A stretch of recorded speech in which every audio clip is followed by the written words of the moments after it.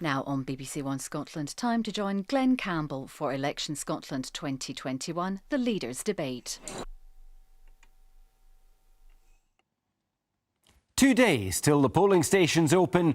2 days to make up your mind in an election where there's still a great deal to play for. Tonight, the final debate between the leaders of the 5 largest parties at Holyrood. What do they need to do to get your vote?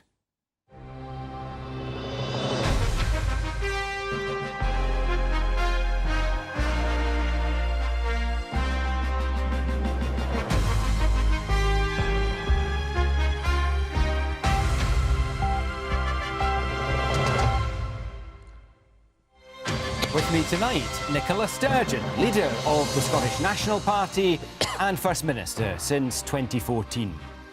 Elected as leader of the Scottish Conservatives less than a year ago, currently an MP at Westminster, Douglas Ross. Anas Sarwar, as of 2 months ago, the new leader of the Scottish Labour Party, the 10th since devolution.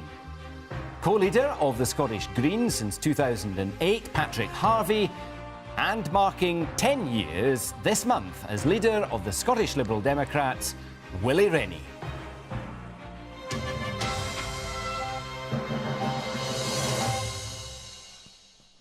Hello and a very warm welcome to our debate, and thank you to all the leaders for being here at this important moment in this election campaign. I'm just glad we've all got a bit of energy left to get us through the next 70 minutes or so. Tonight, I'm going to be asking the questions based on feedback from members of the BBC Scotland audience panel who've told us the issues they'd most like to hear about. We'd like the leaders to engage in a respectful debate, and that means not talking over one another. So at the outset, can we all agree on that? Agreed. Yeah, promise? Yeah. OK, I'm going to hold you to that. Thank you. I should say, of course, there are other parties contesting this election, and some of the leaders from those parties were interviewed on the campaign programme on this channel at 7 o'clock this evening. Now it is the turn of the main Holyrood parties, so let's get started with our first topic, which is lockdown easing as we come out of the pandemic. Douglas Ross, should people be able to go abroad on holiday from May the 17th? Well, that's a decision that's going to be taken. There's obviously reports at the moment. I spoke to the UK Transport Secretary, Grant Shapps, yesterday. Tomorrow he's chairing the G7 Transport Ministers discussing this issue. But I do think people are understandably still concerned about taking the virus back into Scotland or the United Kingdom. We've got on top of the virus now. We are well through the health pandemic. The success of the vaccination rollout has been so positive. We have got more hope and optimism. And what I'd be saying is let's have staycations in Scotland. You know, let's look at what we have here on our own shores and holiday at home here in Scotland. But if the UK government decides that it's safe to travel to certain countries on holiday, if it would be fine by them, would it be fine by you? Well, yes, I think, you know, we've got to look at what the travel industry have been asking for a long time. They have not had the support during this pandemic that they were looking for, and obviously the airports are also looking to get back to that type of travel. But we do have to be cautious because we don't want to see mutations of the virus coming back into Scotland when we've been so successful at getting on top of the virus. There's talk of a traffic light system. If certain countries were green for go in the eyes of the UK government, Patrick Harvie, would that be OK with you? Well, I worry that we would get back to the kind of situation we had last summer where, you know, the UK government was maybe listening more to the lobbyists and there was a bit more caution in Scotland, but both were under pressure to try and have a united Four Nations approach. And we know that a great deal of the reason why we had a second wave was importation of new cases. While the world is still waiting to be vaccinated, and most countries are not seeing that at the same scale and pace as we are here in Scotland, there is still going to be that risk that we import new cases, potentially new, more dangerous variants, and see a third wave. So if we want to ease the restrictions at home and see more of our day-to-day lives get back to normal, my suspicion is that international travel for non-essential reasons will have to be one of the latest things that resumes, not one of the earliest. So not May the 17th then?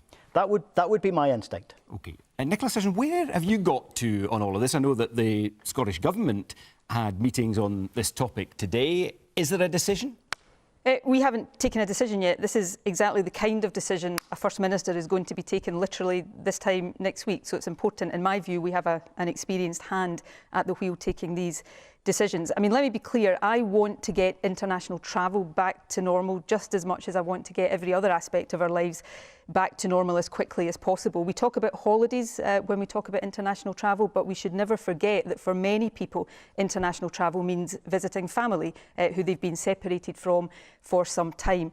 But we do need to be cautious. Last summer, as we came out of lockdown, candidly, I think we opened up international travel too quickly, and that allowed the virus to reseed into Scotland. So caution, responsibility is important here. If we are to protect our progress at home, open up much greater normality domestically, then for a little bit longer it may be that restrictions on international travel are the price we have to pay for that. And when we do open up, we focus on family reunification before holidays. And should this be done on a four-nation basis?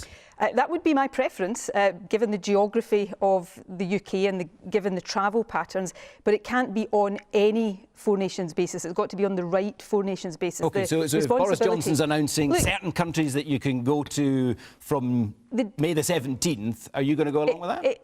We'll have to see what that decision is. I will not go along with something, if I'm First Minister, of course, I will not go along with something that I don't think is in the interests of Scotland. The primary responsibility of any First Minister is to protect Scotland as far as possible. But wouldn't that mean Scottish sun seekers just taking their holidays to the English airport? Indeed, that's why a Four Nations approach would be better, and I will continue to try to persuade Boris Johnson and the other governments of the UK to come to a sensible Four Nations decision. The problem with a red, amber, green system is that just because a country may be green, you don't know that somebody may be transiting through that country that is carrying a new variant of the virus. Caution and responsibility matters here. Anas Sarwar. I think in an ideal situation, you would like a consistent approach across the UK, but I don't think we should be afraid to do things differently in Scotland if that's what we think is the right thing to do.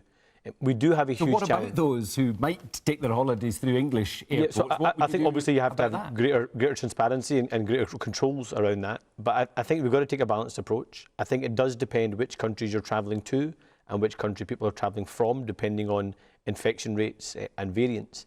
But the big frustration I think the industry feels, and I was just at Edinburgh Airport, for example, just a couple of weeks ago, the big frustration I think the industry feels in Scotland, the wider tourism industry, but also the aviation industry, is that there's been a lack of communication.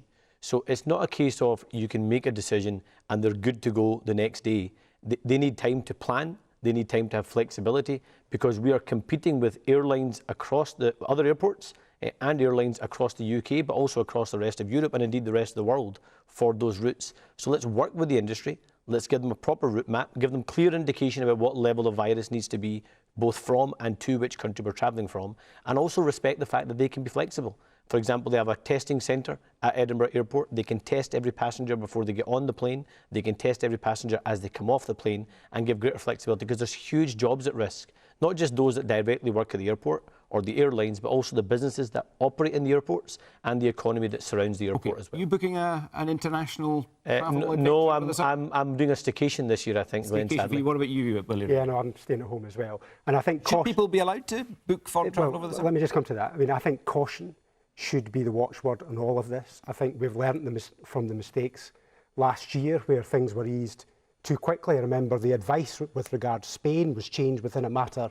of days. So we need, I think, consistency across the UK. If we can get that at all possible, that would be the best way of approaching it. But we need to recognise that other countries in the world have not been as fast as the UK at rolling out the vaccine. And of course, in some countries, we've seen the virus taking hold once again with new strains. We need to make sure those don't come back and undermine all the good work that I think we've done in this country and the sacrifices we have made as well. But finally, Glenn, I think we do need to have the testing regime ramped up, particularly at the airports, to make sure that we are able to test people coming in and out of the country so we absolutely know whether they've got the virus or not. That's the best way to protect us all. And if there were different approaches in different parts of the UK, Douglas Ross, would there be an obligation on the UK government to deal with Scottish passengers coming back from destinations that the Scottish government wasn't happy with travel too? Well, I think the hope would be that there is a successful Four Nations approach, because not only does it cause problems, as you've just outlined, in terms of people from Scotland potentially transiting through other parts of the United Kingdom, that confusion is not helpful either.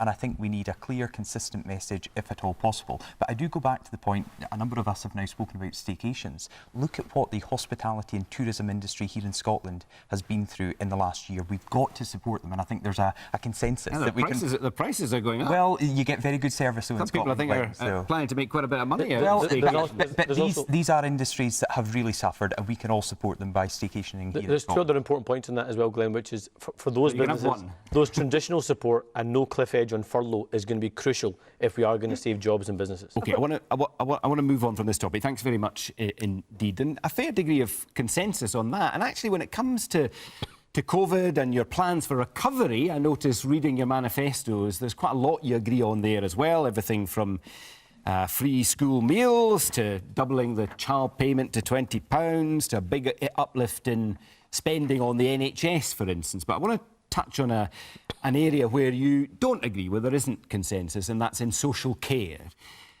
So Labour, for instance, support a national care service in response to the pandemic. Anna Sammer, what exactly would that do?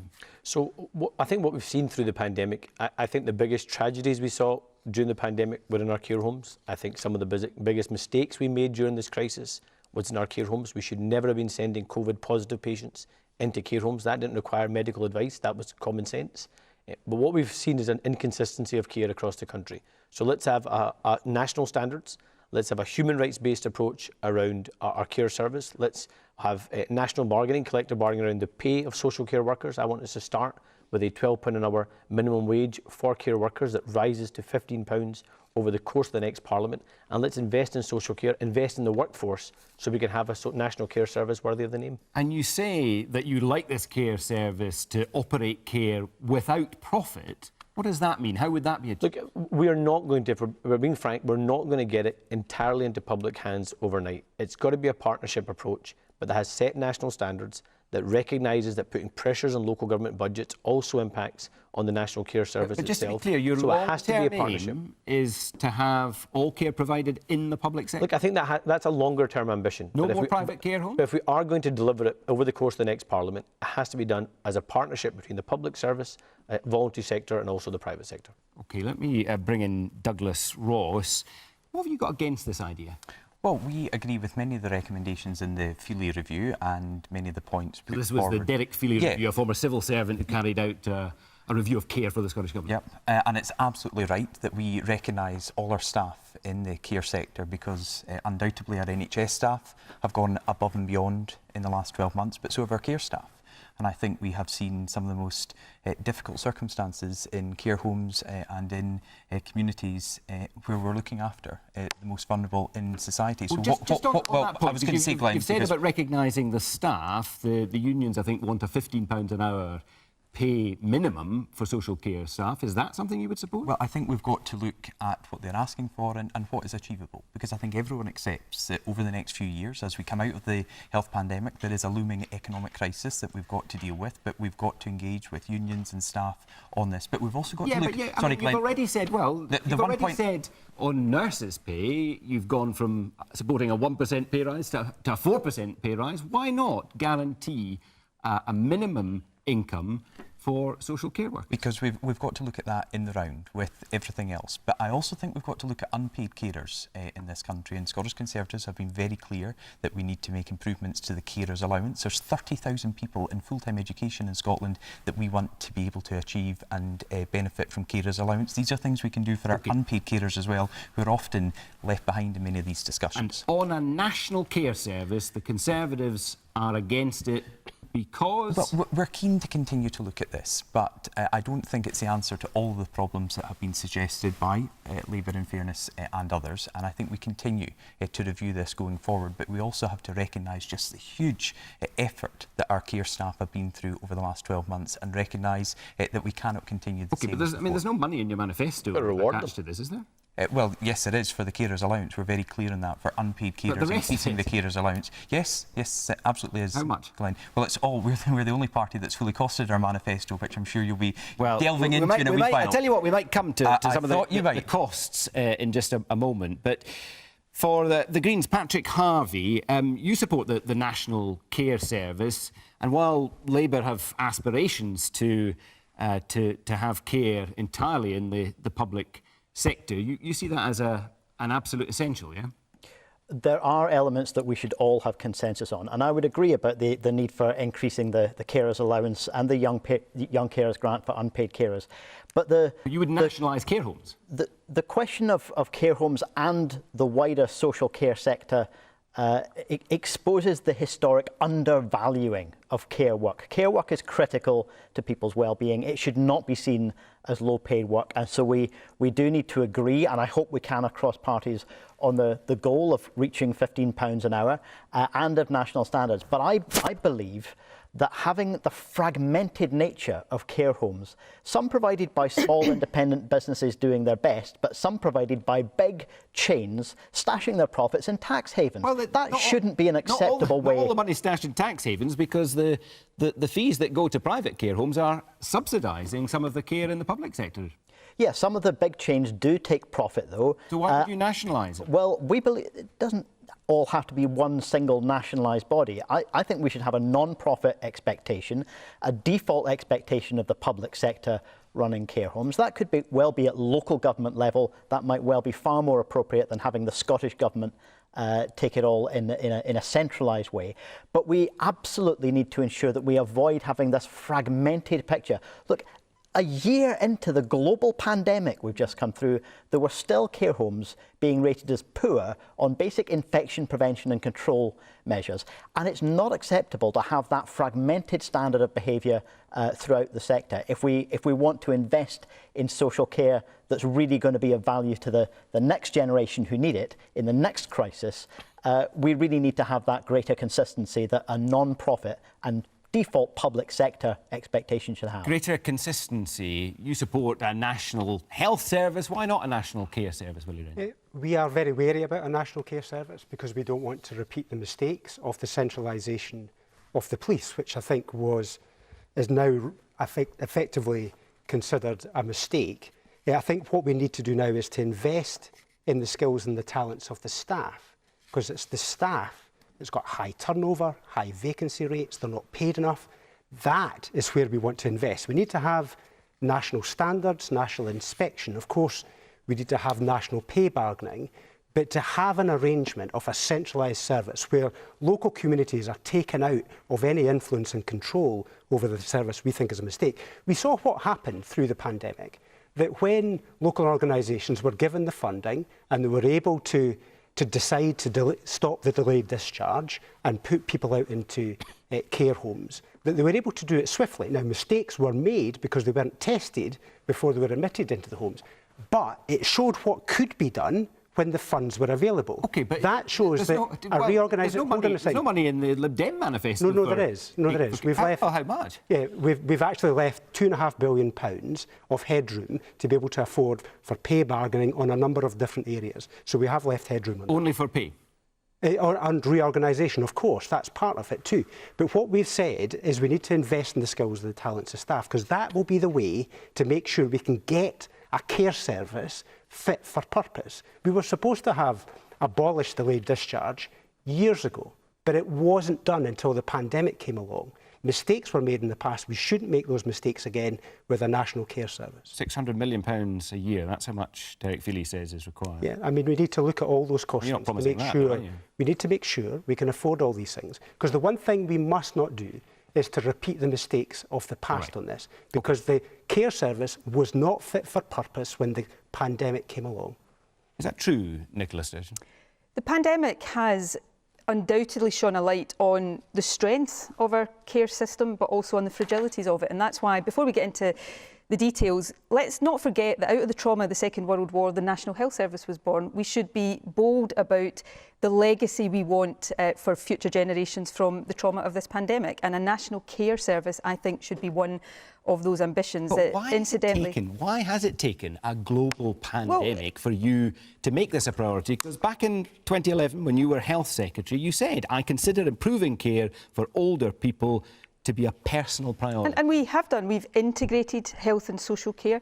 We have taken steps to invest more in social care. There are a range of reforms that have been made, but I think this one is going that next stage of the journey to a genuinely national care service. But now, Audit Scotland were saying back in 2008, they were warning of a growing funding gap in social care on your watch, and they said that funding was not keeping up with growing demand and that taxes would have to rise then. You ignored that. Well, we reformed the income tax system to bring more money into the system to be devoted to both health and social care. But of course, in 2008, we were just starting a decade of Conservative imposed austerity. Money's been tight across the board. But coming back to the central question here, a National Care Service, it was the Scottish Government, of course, that commissioned the independent review that resulted in the Feely report. It is initially about consistent national standards. It is about consistent terms and conditions for workers, a national wage, national collective bargaining, driving up the pay of a predominantly female workforce. And in time, yes, I think it is about moving to a structure of ownership that is not based on profit. But we've got to be honest so about you want to get rid of private care homes? Ultimately, I think that would be the direction of travel. Why? But we need to get... Because I think we need to reflect on the fact that just like the National Health Service, the care of our most vulnerable older people should not be driven by the profit motive. Now, I don't pretend... Is there an example you can give of a country that already operates that system successfully? Why don't we decide how we want to do things for the best here in Scotland? Now, I don't pretend that what I've just said there can be delivered overnight. I think we have to do this in stages. In our manifesto, we say that we will consult cross-party on the detail of the legislation. We would seek to have the foundational legislation passed within the first year of the Parliament. Incidentally, our manifesto commits to £800 million additional resource for social care. How badly underfunded the sector has been, does it not? No, it doesn't. It says that we want to make a step change. Now, we can come out of this pandemic and we can decide to go back to how we did things before. All right. Well, or all of us can say, actually, we want to do things significantly better. And that's what I prefer. A step change that includes ultimately taking the profit motive out of social care. Isn't it time that happened, Douglas Ross? I think we have to be very careful what we're saying here about the profit motive. There are outstanding private care homes right across Scotland who have done tremendous work, you know, throughout the last year. And this debate suggesting that they're all terrible and it would suddenly be great if we had a national care service, I think demeans and undermines everything our private care homes and their staff have been doing, not just in the last year, You're but for shaking your decades head. in the run-up. Well, Nicola Sturgeon's point was, well, sorry if I can just finish. Nicola Sturgeon's point was that her aim is to end private care homes and have a national care service, and I think that does diminish the work they are doing right now. Well, I don't think it does, Douglas, to be perfectly frank about it. So saying that in the fullness of time we want to move to a national care service that is founded on similar principles to the National Health Service does not demean or diminish the fantastic work that is done in care homes the length and breadth of the country. I, over the past year as First Minister, have seen firsthand what we owe to people working in our care service. There are fantastic care homes. There are issues that have been thrown up by this pandemic. The Public Health Scotland report that looked at some of the issues in our care homes in the first wave of the pandemic talked about the correlation between outbreaks and the size of care homes. Now, if we want to be serious about learning the lessons and building something for the future, then we have to be open and frank about that. But there is no limit to the depth of my appreciation for those working in our care sector over the past year and at all times. Anna Sawar. Look, Douglas talks about diminishing the sector. Actually, we've all went out and applauded our frontline NHS workers and our social care staff, so we owe them a pay rise, and the fact that you can't commit to that pay rise, I think, is frankly unacceptable. But alongside that, let's not pretend that our care sector was only facing these challenges through a pandemic. It was the workforce were overworked, undervalued and under-resourced before the pandemic. It was made worse through the pandemic, and that was directly as a result of cuts to local government budgets and the impact that they had on social care, and that was cuts voted through by Nicola Sturgeon and by Patrick Harvie. So we can't pretend that setting those budgets and cutting those budgets, I accept what Nicola says about the fact that there was Tory-imposed austerity. But what we did was we tripled the cuts that came from Westminster, and we handed them down to local government. £1 billion of cuts, and it impacted. And if Nicola says it's not true, speak to the social care staff, and they'll tell you it's true. Speak to the representative trade unions like GMB, and they'll tell you it's true. The GMB, the very GMB that Patrick Harvey refused to support when they were calling for a £50 wage before the election. Supporting the budgets that allocated the funds that were allocated in the That last claim certainly isn't true, but the funds that have gone into local government were increased specifically because of Green Action. And when Nicola mentioned the fairer tax system that Scotland has, 5 years ago, at the last Holyrood election, Nicola was arguing against the tax changes that the Greens were proposing, as was every other party around this circle. We now have that fairer tax system, which has put all those hundreds of millions of pounds extra into local services, over and above what was in the SNP budgets when they were introduced. That's the effect of Green Impact, putting forward positive ideas, showing how they can be funded, and showing how you can make it work in a way that was fair and protected all middle and low earners. Briefly, Willie O'Rennie. The sector has been neglected for far too long. We were supposed to have abolished delayed discharge back in 2016. That was not done.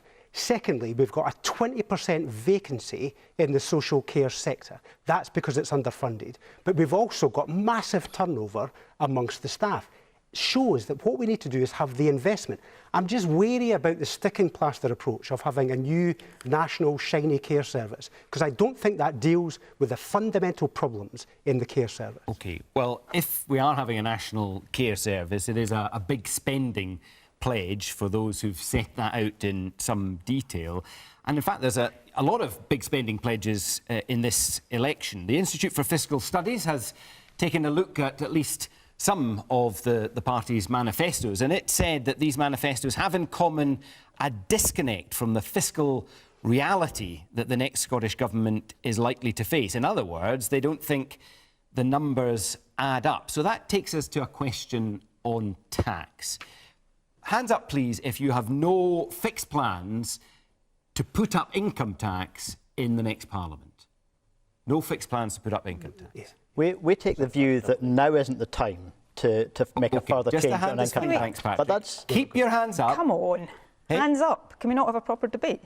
Well, we are having a proper debate. Come on. These are complex issues, Glenn. I mean, it's a bit more complicated than hands up and hands down. Let's talk about it. OK, well, let's talk about it, because we're looking to establish whether or not that is meaningless talk or whether it's a guarantee. Well, why don't you ask us how we're going to fund our manifestos? OK, I tell you what, I get to ask the questions and hopefully you'll do the answers. So let's start with you then, because you're very keen to talk on this one, and your manifesto says that it's important that any government has the flexibility to respond to a change in circumstances. So does that mean that taxes could go up in the course of the next Parliament? I think for the next Parliament, given that we are going to be recovering economically from COVID, tax stability really matters, and therefore we have no plans to increase income tax. I think it's candid to say that any government has to have flexibility if there are unforeseen circumstances. What unforeseen circumstances? Well, if they're unforeseen, they're unforeseen. I can't. But what kind of thing? Well, if the Tories absolutely slashed their budgets, for example,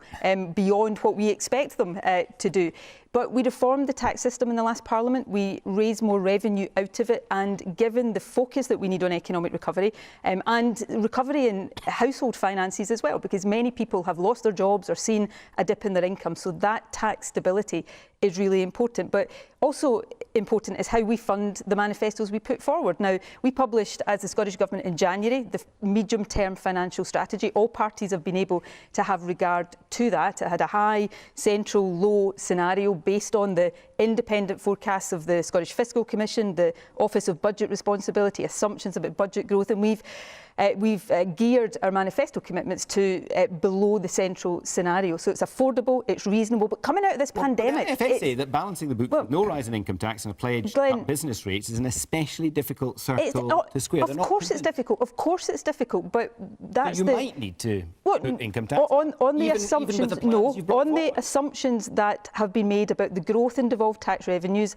and changes in the block grant, our manifesto commitments can be funded within that central scenario. But the point I was going to make is is this: as we come out of this pandemic, it's really important that we invest for the future, that we invest in economic growth, in the transition to net zero, and that we invest also in tackling some of the problems that a light has been shone on. Inequality, child poverty, doing more. That's why I think bold manifestos are needed at this election. And the very last point is that there's not an election that I have fought where organisations, respected organisations like the IFS, haven't said commitments are unaffordable. I lead a government now that has balanced the budget every year we've been in office. So these commitments can be funded, and it's important that they are. Well, I just wondered on that last point from Nicola Sturgeon, maybe that's why so many things that she and her party have promised in previous elections are never delivered. But I just think people will be watching at home tonight shaking their head that a question on the SNP manifesto and commitments made to the electorate in a couple of days' time turns into an answer about the Tories and Westminster. The fact is the SNP have not fully costed their manifesto in the way that the Scottish Conservatives have. Well, now there is criticism. Not convinced by you either. No, but I'm saying there is criticism, and I accept that of all the parties. But for Nicola Sturgeon to suggest that somehow her manifesto is fully costed when her own deputy leader gives a different figure for their policies on free dental care, they can't even get a consistent message on it. So I think we've got to be a bit more honest with the public, and they're not getting that from Nicola Sturgeon or the SNP. If you're going to be honest, you've got an aspiration in your manifesto, in effect, to cut income tax by matching UK rates and bans over the course of this Parliament, if that's possible. How much would that cost? So we are saying, towards the end of the Parliament, if we can focus on investing in our education system, if we can focus on investing in the NHS, if we can focus on protecting people's jobs, people watching at home right now worried about their job after this pandemic. Well, we've got to focus on that first, Glenn, and we'll come to an issue that might stop us doing that. So if we can do all that, if we can do all that towards the end of the Parliament, and I'm not saying this is a cast iron commitment, but our pledge is to seek parity in the tax system. So 1.1 million people in Scotland right now who are taxed more for doing the exact same job in the rest of the United Kingdom. So the highest income. No, exactly. It's 1.1 million people. What about the people who pay less tax in Scotland than the rest of the UK? And I think we do need parity in our tax system. What Douglas is trying to say, but using more words than he needs to, is he'd give himself a a tax cut, rather than people across the country. You can't get your words right, Anis. And therefore, you want to give yourself a tax cut. Do you agree with the figure of 1.1? You want to give yourself a tax cut from perhaps all three salaries that you want to earn across Scotland. But the important point is, look, we do want to raise tax, and the tax we want to raise is to look and find what powers we have within Scotland in order to tax the big online giants like Amazon, so we can use the money that is raised to invest in the high streets. Okay, and you want to ask about income tax, right? Yeah, just on income tax. Well, that's what we're talking about. And during the Labour leadership contest, yeah, I'm just coming to that. Well, it was only a few weeks ago, and you said you wanted to raise income tax on higher earners. Yeah, I'm just coming to that. I still support the principle of a more progressive tax system. What makes the situation slightly different in this case? Manifesto to No, one second. I'm just coming to that. What makes the situation slightly different is there are billions of pounds of unallocated money, both recurring and non-recurring spend, that we think we should be spending in the first instance. And we have said that if we did need to raise more money to spend on the things we want to spend across the country, we would only consider tax rises on those earning over £150,000 in the first instance, and then those earning over £100,000. Well, but our presumption would be pence increase. But our presumption would be on earnings above 100. Yeah, so our presumption would be to not increase income taxes through the course of the recovery. But if we needed to increase income taxes because we needed to raise that more money, we would look to do it to those earning over £150,000.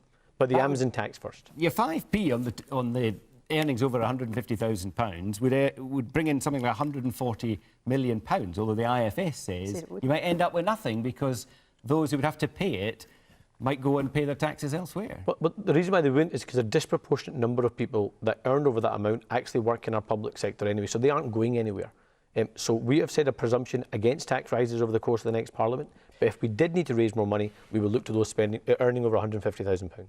Okay, let's bring in Willie Rennie from the Liberal Democrats. You, in common with other parties, aren't planning to put up income tax, but you've got some pretty bold ideas in your manifesto. If you could, you would bring in universal basic income. Surely you'd have to put up personal taxes to pay for that. I mean, we need to work towards that. That's an aspiration to try and deliver over a period of time, but an awful lot of work needs to be done to make sure that that can be implemented effectively. What we're saying for this Parliament is we need to put recovery first. We need to invest in mental health services, which we're allocating £400 million out of the £2.5 billion extra for the NHS. We want to invest in 3,500 more teachers. We want to make sure that we've got a youth job guarantee, and all of those and you think are within all of that can be done without putting up tax? Yes, absolutely, because it's within the medium-term financial strategy that Nicola has already set out. We've gone for the central option. We've left sufficient headroom to be able to accommodate unexpected events in terms of pay negotiations and other items. But we're also committing £1 billion on top of the £2.5 billion for the NHS for other items, like the issue about teaching and also nursery education, to extend it down to 2-year-olds, because we think that's the best educational investment we can make. And you're promising to give away more free stuff. And to some extent, all of the parties are promising to do that. Glenn, this is not free stuff. This is about investing in our future. And if we're going to have a recovery in this country, we're going to need to invest in the skills and the talents of people. We won't do that by increasing taxes at this time. Consumer confidence is very fragile, so we need to play it very, very carefully. Invest in people, invest in capital, invest in the NHS. Austerity is not going to work. That's the best way of getting a proper recovery. He says it's not going to work. Austerity is not going to work. Austerity is not going to work coming out of this crisis. Yeah, absolutely. It will decimate the recovery. Austerity would be 100% the wrong thing for any government to do. I agree with Willie in terms of it is about investing in the future. This, pejorative characterisation of free stuff is really wrong. I mean, you take dental charges, for example. The year leading up to the pandemic, something like 4,000 people ended up in A&E because they didn't go to the dentist and they needed urgent dental care. So it's about preventative treatment. The Scottish Child Payment, doubling that, actually gives children the best start in life, so makes them more able to learn in school and reduces some of the other problems. This is about investing for the future, and this is a moment in our history where we need to do that. We need to be resolved to build a better country out of the trauma of the past year, and it's got to be affordable, of course, but it's also got to be bold and ambitious and deliverable, and that is what our manifesto is. The Greens are keen on increasing taxes for wealthy people. You've got plans for a new wealth tax on those with assets more than £1 million, something that is unclear whether or not Holyrood could do. Why concentrate on things you can't do and do nothing with the income tax that you could actually generate more money from? Well, there are two ways to introduce the millionaires tax. One would be with the cooperation of the UK government, but if, as seems likely, they wouldn't do that, Holyrood has had control of local taxation since 1999, and we can do new creative things with it, much, much fairer than the existing council tax, for example, which is so disproportionately weighted toward low-income households paying more than their share. So if we reformed local tax, we think we could achieve a fairer wealth tax. But look, all political parties around this circle here in the Scottish Parliament's Finance Committee, just before the end of the last session of the Scottish Parliament, agreed that there needs to be a deep look at all aspects of taxation to achieve not just investment for the future, but also a fairer distribution of wealth. And I know that you're interested in income tax, and that's the easiest one to talk about. Well, but the one that Holyrood has almost full control over. The tax base has so much more breadth than that, and it needs to have more breadth than that if we're going to invest for the future. And I think most people recognise that this is the recovery phase from COVID is a chance to achieve a fairer, more equal and greener Scotland. That won't happen without the investment for the future. Let's look at the jobs that we need in the age after oil and gas. We need to be investing right now to create sustainable industries for the future and to give people the opportunity to access the skills that they need. I want to move on from this, but I'm mindful, Douglas Ross, I asked you how much it would cost to match UK tax. And we've costed it in our manifesto that we submitted, but also we've said it's towards the end of the next Parliament. But so I'm sorry, we're not speaking over each other. I'm not going to commit to that because I want to ensure that, first of all, we say we invest in the education system, we invest in the NHS. The IFS says it would cost £400 billion.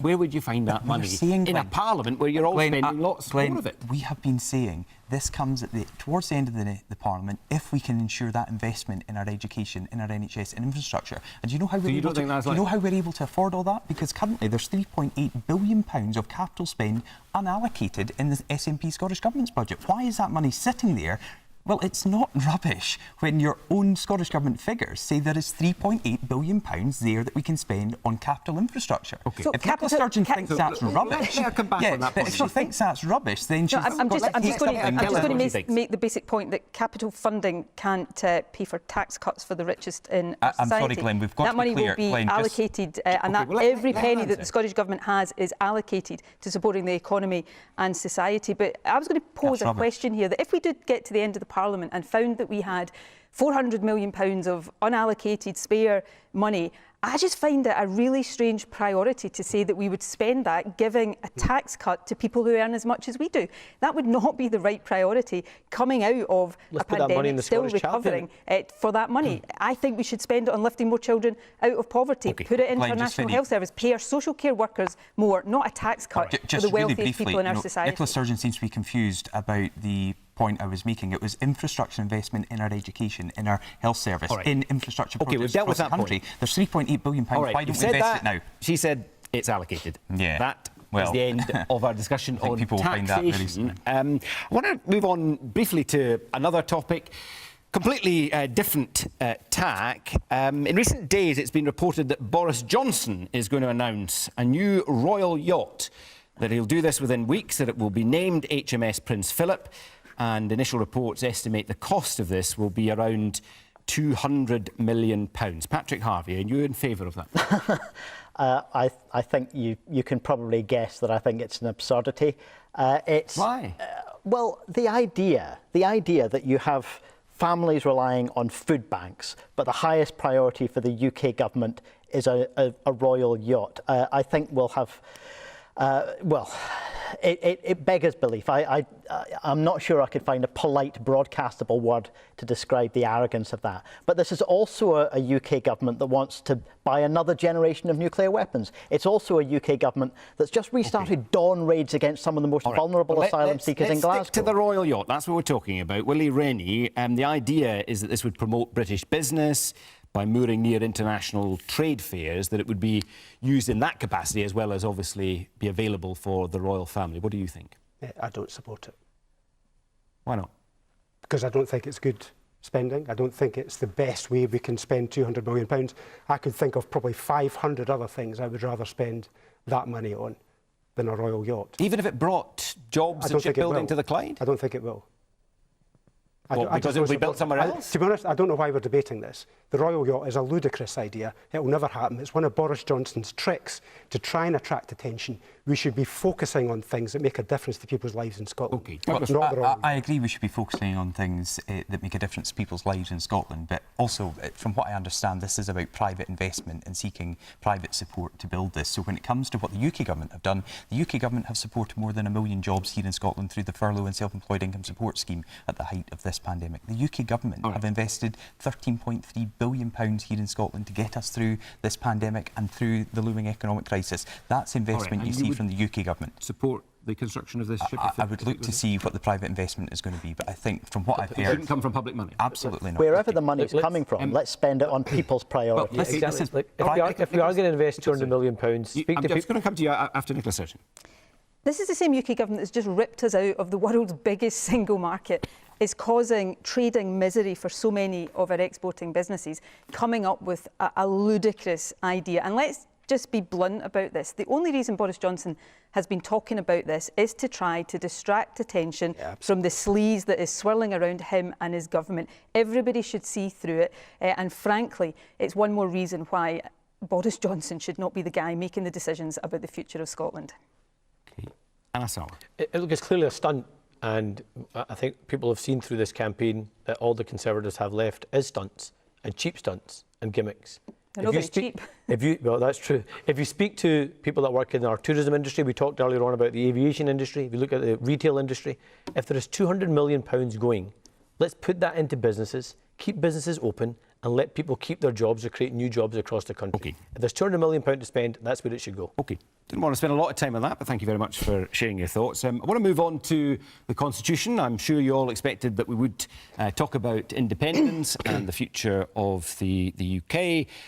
The Scottish Conservatives, Douglas Ross, tweeted yesterday that an SNP majority is a guarantee of another independence referendum. In what way is it a guarantee? Because Nicola Sturgeon has been clear. If she gets a majority, she'll take her eye off the ball for Scotland's recovery, for rebuilding this country from this pandemic, and seek to hold another independence referendum. She will ask for a Section 30 order. Seek to hold is not the same as guaranteeing And that I'm it will just happen. going to come on to it. She'll seek a Section 30 order, which the Prime Minister has said is absolutely the wrong thing to do right now in the middle of this global would you pandemic, grant to it? seek to divide the country all over again.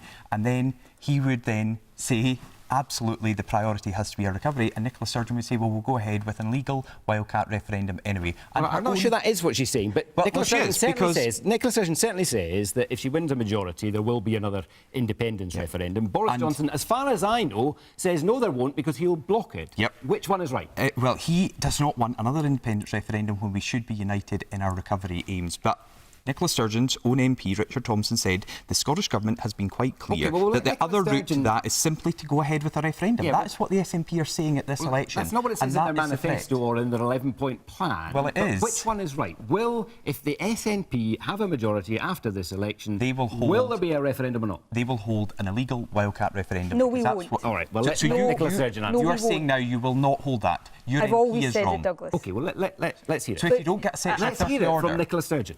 I know, Douglas, your campaign is, well, you've not perhaps had the most successful campaign, but don't start to issue smears and just tell untruths about my position and what I've said. I have said consistently all along, sometimes to criticism from people on my own side of the argument, that I would not countenance an illegal referendum, not least because it would not deliver independence. And I want Scotland, in the fullness of time, in due course, to become an independent country, and I will be responsible about that, and I will build and ultimately, I think, win the case for independence through patient persuasion of people across the country. So But if Boris can Johnson says Glenn, no can you to let me answer the agreeing a question referendum, in well, my just following own up on way? this point, if he says no to agreeing a referendum and your bill does not survive any legal challenge, does that mean it won't We're happen in getting the next Parliament? ahead of ourselves. I'm asking people tonight to, on Thursday, re-elect me as First Minister.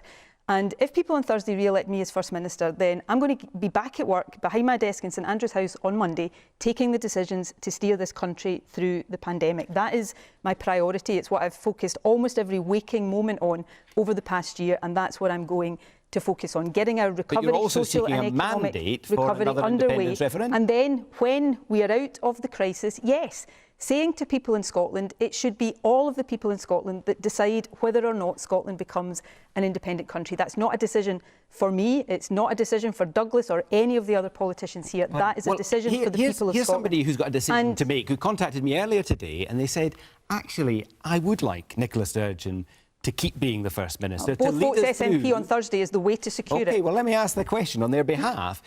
What they also said is they don't want another independence referendum during the period of the recovery. So what are they meant to do if they want you but don't want independence? They should vote for me on Thursday, safe in the knowledge that getting us through this crisis is my priority. And then you claim their vote as part of the mandate for look, India F2. when we come out of this crisis, recovery and what we recover to is not some kind of abstract, neutral concept. We've got to decide ourselves what kind of country do we want to be, what are the values we want to underpin that recovery, and what do we want the recovery to look like? Do we want it one built in the image of Boris Johnson and Douglas Ross and their band of Brexiteers, or do we want it to be one that put fairness and equality and building a prosperous Scotland at heart? Douglas Ross come in briefly and then I'll go A around the very straight question from you, Glenn, that Nicola Sturgeon has refused to answer. What is the route to a second independence referendum if the Prime Minister refuses a Section 30 order? If you say No, you're I'm going sorry, to hold it Douglas. within the next That is couple of not years. the fundamental that's the question. I'm Is asking. what is You're the very route for people in Scotland to hear the answer. What is the route to a second independence referendum if you're saying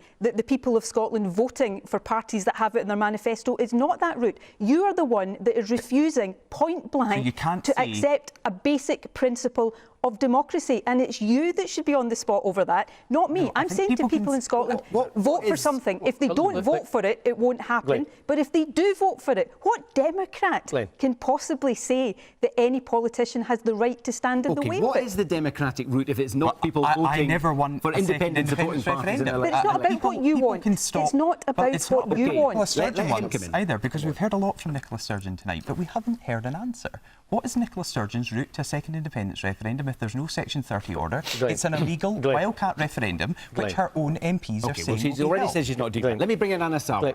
Again, 2 points. One is, it just emphasised the confusion in Douglas Ross's campaign, where last night he's saying it guarantees a referendum, and now he's saying that the Prime Minister would block it anyway. Because he will go ahead. One second, let me finish. The problem you have with Douglas's approach is he's just a gift to the SNP.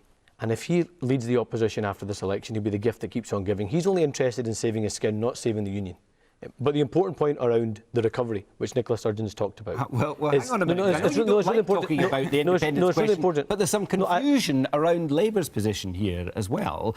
In terms of the trade union movement, they say that Holyrood should decide. So if there's a majority at Holyrood, and if Holyrood decides there should be another independence referendum, it should happen. Well, I if think that's good enough for the trade union movement, why is it not good enough a for the couple of leader of the things. Scottish Labour One is they have caveats to that position, but I'm on the stage saying I don't support a referendum, I don't support independence, and I want people to choose something different. I want them to choose us to focus on a national recovery in the next Parliament. That's what people are going to choose on Thursday, and I want them to choose that. If they want us to focus on their job, on their children's education, on the NHS, that is on the ballot. But you only get that option if you use both votes for Labour. But the important point on the recovery... change if Nicola Sturgeon, Patrick Harvey and others that support independence have a majority. Well, look, the point is, Douglas is saying that the SNP win a majority. He's guaranteeing they're going to have a referendum. And they're in government across the UK. You, come on. So, but they're in government across the UK, and they are saying that there is a guarantee. The question, might you change your position if there is that majority? Look, I'm not going to change my mind. I don't support independence. So I don't support referendum. no to an independence referendum at every turn through the next Parliament. Our manifesto is very clear. We want the next 5 years to focus on the national recovery. But just on that point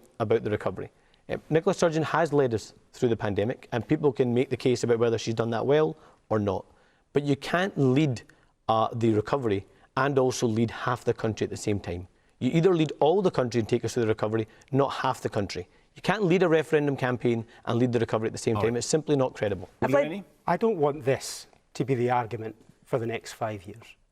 I do want to focus on recovery, because the people who are waiting an age for mental health treatment, I think, deserve better than this. The people who are desperate for a job deserve better than this. The children who've lost out on a lot of education over the last period, and the Scottish education plummeting down the international ranking, I think they deserve better than all of this. And that's what will happen if we get a nationalist majority later on this week, because despite Nicola's best intentions, there will be all the different factions of the nationalist movement will argue amongst themselves for the next 5 years about the timing, about the borders, about the currency, about Europe. All of those things, Glenn, will be the focus of the Parliament for the next 5 years.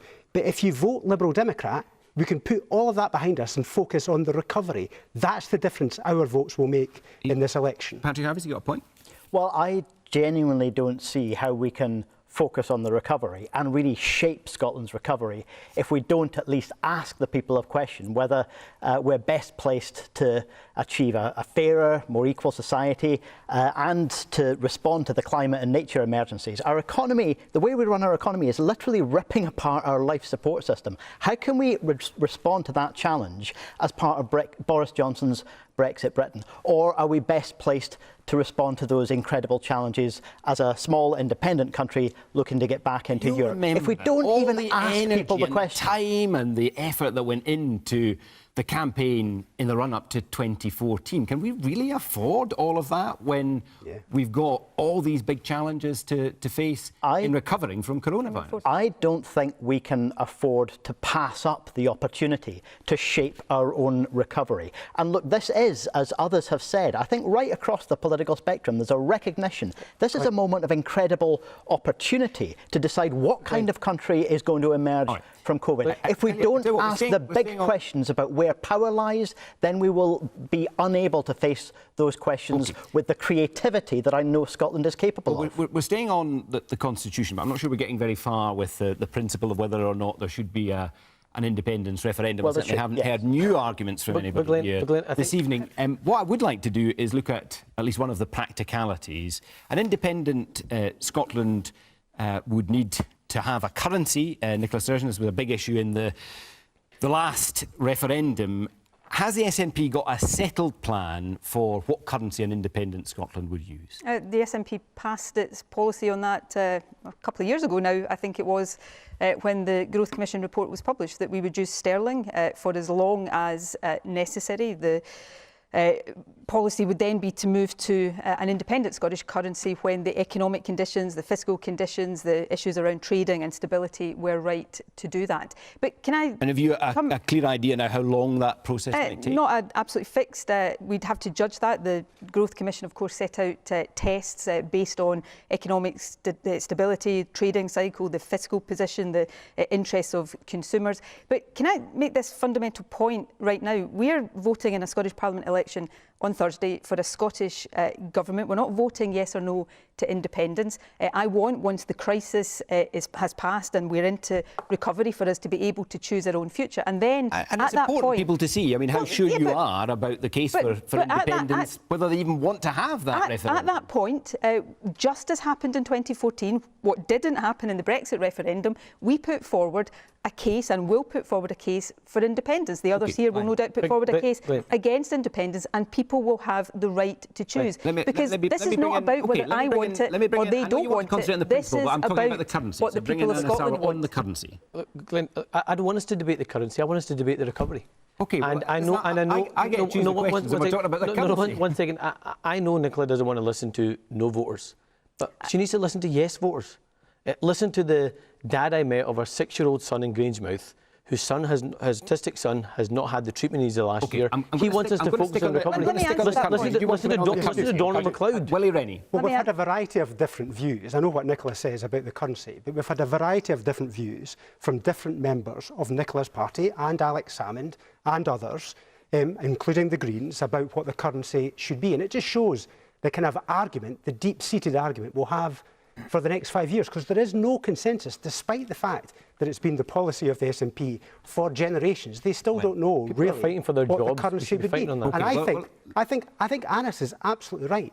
I think people will just be bemused that in the wake of one of the most deepest pandemics this country has ever faced, we're debating yet again independence. Let's focus on your friend that contacted you today, that is puzzled about what to do. I think he deserves an answer, and I think the answer should be that the Parliament is focused on recovery. I'm trying to ask about the currency question. These things are really important, Glenn. The currency of an independent Scotland is really important if we're going to have the debate. So let me bring in Patrick Harvie, because your party has a distinctive position on this. Your co-leader, Lorna Slater, said keeping the pound would be sort of catastrophic of a new country.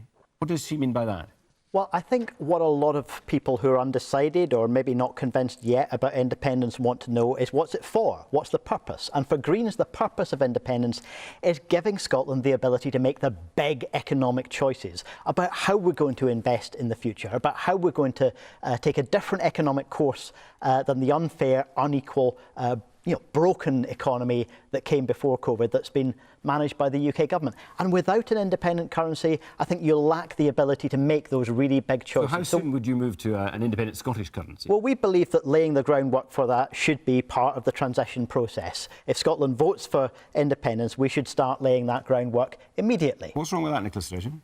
We have to do it when the time is right, and we have to debate these things when we're asking people to make the choice of independence. I've campaigned for and believed in independence for all of my adult life. I would love Scotland to be independent tomorrow, but we have to do this in a way that persuades people and allow people to make that choice. Can I come back to Anas, though, because I listen to people regardless of their constitutional views. That's why I'm taking an approach in this election that says, if you send me back to the job of First Minister, I will focus on getting us through the crisis. But Anas, let me finish the point. Let me finish the point. Anas says he doesn't care whether people are yes or no. He wants to appeal to everybody. But one of the very first things Anas did when he became leader was sack a candidate simply because she said it was up to the people of Scotland to decide. That's the fundamental point here. We've all got different views on independence, but it's not us who should decide it. It's the people of Scotland that should decide it. Currency, right? You want to keep using the pound, possibly without the consent of the UK. What if during that period where you're in transition,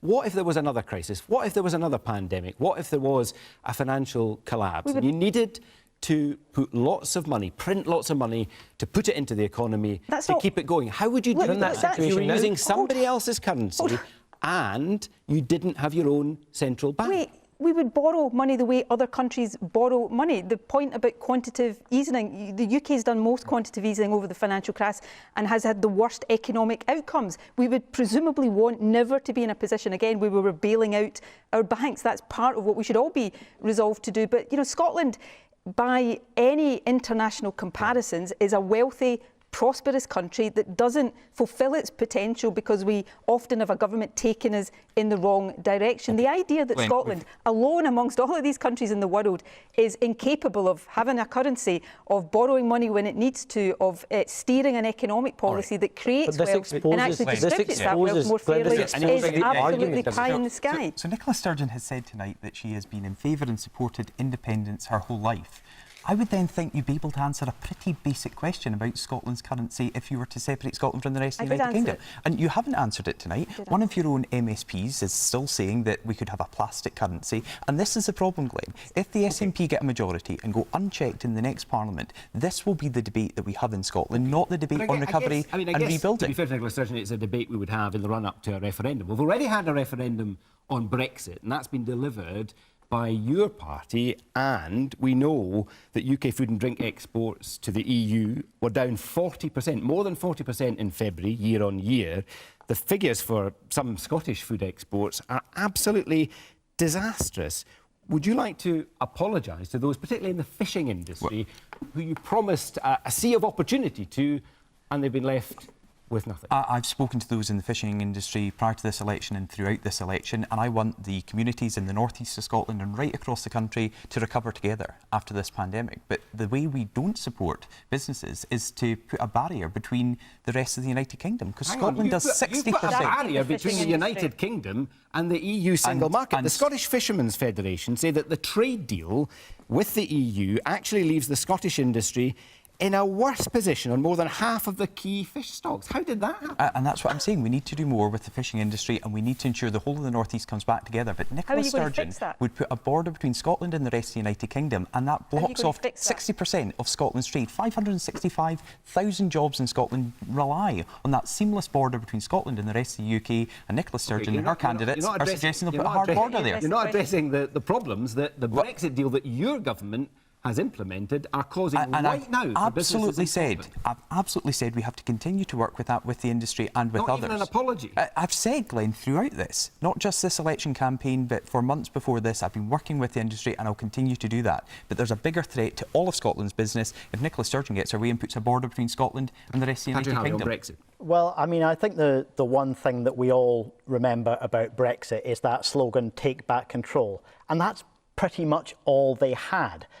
Personally, I wouldn't have been willing to take part in the 2014 Yes campaign if that's all we had. We had a clear set of visions. In fact, I think a wide range of political perspectives across the spectrum of independence. But the Brexiteers just had that simplistic slogan pretending that the UK would get all of the benefits and none of the downsides and everything would be fine. And clearly it was a dishonest perspective. It's been deeply harmful. Isn't the argument of independence essentially the same? To take back control or to take control from the UK? Not at all. It's about a far more honest set of challenges as well as opportunities. And I think, to give just one example, the loss of freedom of movement.